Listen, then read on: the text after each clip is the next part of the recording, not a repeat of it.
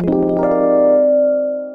guys, welcome to the Saccharide. Hope you all are doing good today. Have you ever listened to a song and admired how beautiful it sounds and how beautifully it's been recorded? And then you listen back to something which you've recorded, how you wish your recording sounded like that too.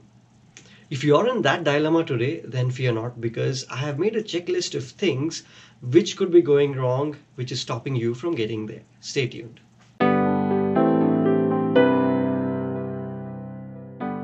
In this day and age, getting a good recording is not a big deal at all. Budget-friendly equipment do a pretty good job in giving you professional quality recording. Information is all around the internet. You can troubleshoot anything. You can find out anything about everything and anything at all, literally. So if you're just starting out or if you're just a beginner, then things can get very overwhelming and confusing. So because of that, I've made a list of 5 things which could be going wrong in your setup. 5 mistakes which usually beginners do, which rob off a lot of quality out of your recordings. Let's dive right into it. Mistake number 1, plugging in directly into the line-in of your computer. Just because you've downloaded a software from the internet, a recording software, and thinking that will give you a good quality recording, and then what you do is you plug your instrument right into the line-in of your computer. That is wrong, because your computer sound card is not designed for this. It is not designed for recording. It is not designed to convert those analog signals and convert them to a digitally clean source. No. What you need is an audio interface or a sound card which is designed specifically for recording. These are usually connected through USB, Firewire, or Thunderbolt based on what you're using. So get one of those. Where to get, what to get, I've made a vlog. It's in the description, go watch it. Mistake number 2, use of bad cables and connectors.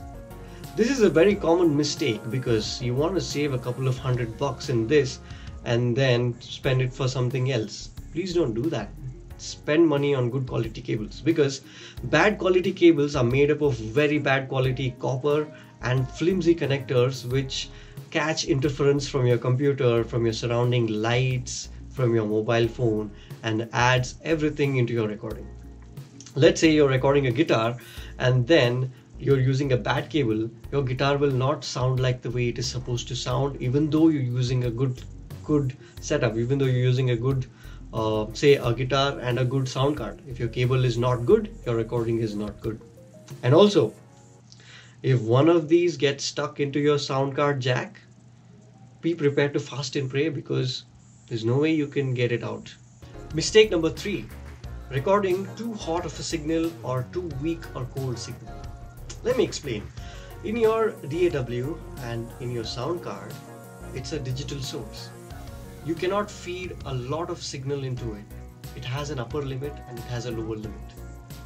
If you clip a signal, say if you've given a lot of volume in the preamp of your sound card, it is going to exceed that limit and it is not going to capture any more information. That translates into a lot of noise, which is called as a hot signal or a signal peak or a signal overload. If you do that continually, then you're going to lose a lot of information out of your recording, which results in a bad sounding recording.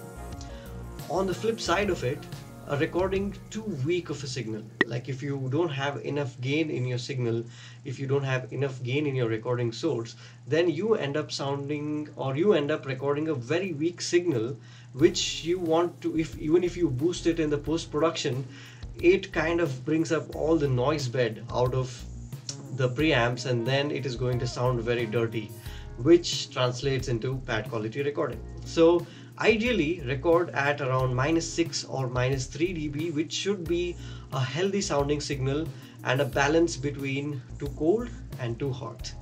Mistake number 4, use of bad quality instruments. If you're going to record something which doesn't sound good to you, there's no way it is going to sound good in your recording.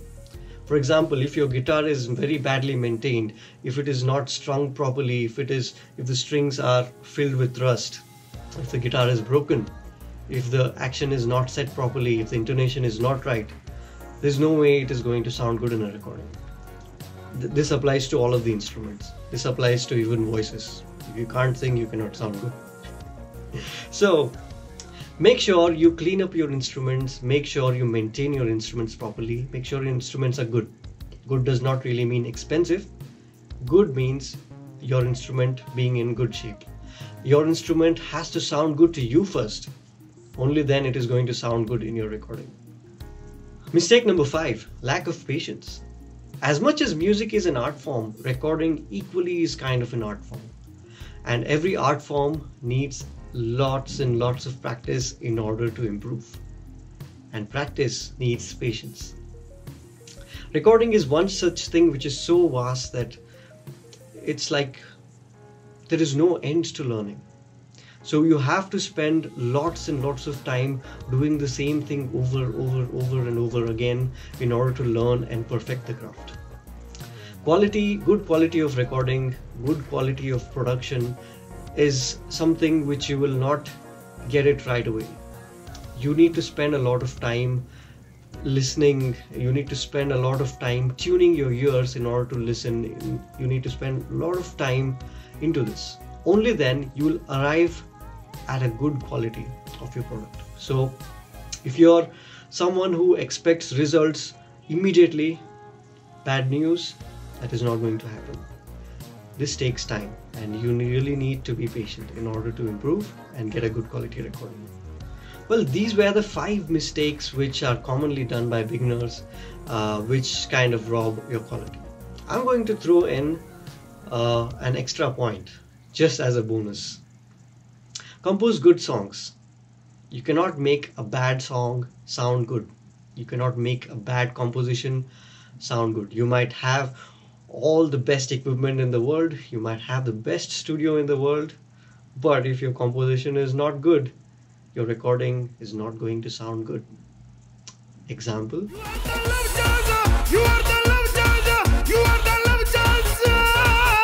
I hope you've enjoyed this video, guys. If it's your first time around here, I reckon you subscribe to my channel and click on that bell icon so that you'll be notified every time I upload another vlog.